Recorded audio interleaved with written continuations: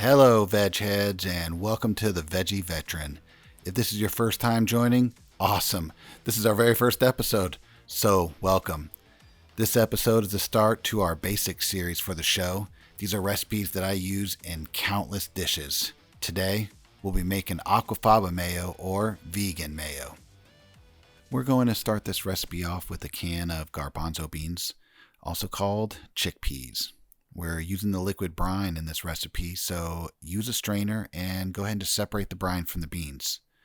Once drained thoroughly, set the drained chickpeas off to the side or store for later. I will be making some hummus from the beans later on in one of the upcoming episodes, so you definitely won't want to miss that. 1 can of beans will give you about a 1/4 cup of aquafaba. You'll need 1 to 3 teaspoons of agave syrup, 1 1/2 teaspoon of apple cider vinegar, a 1/4 teaspoon of Himalayan salt or sea salt, and then a 1/4 teaspoon of homemade spicy mustard, and about a cup or so, depending on you, of grapeseed oil or any neutral oil. Then we're going to need an emulsion blender. I find this works much better at emulsifying than a blender.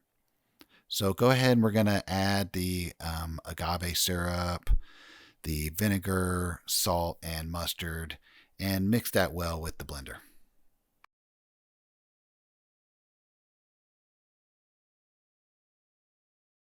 Next, we're going to slowly pour in the oil as we run the blender and mix well.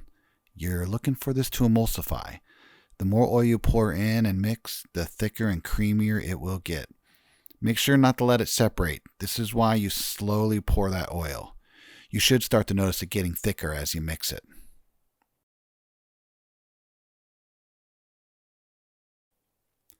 And there you have it. Your aquafaba mayo is finished.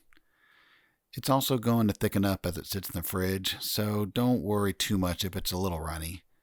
At this point, just grab yourself a big jar and start spooning in your mayo. As you can see here, I'm making a big mess, but not to worry. We'll wipe up the mess and we're done. We'll screw on a lid and stick this in the fridge for up to 3 to 4 weeks and enjoy on all of your favorite dishes. I put them on sandwiches. I use it in dips. It works just as any other regular mayo would. So I hope everybody enjoys. Thanks for watching.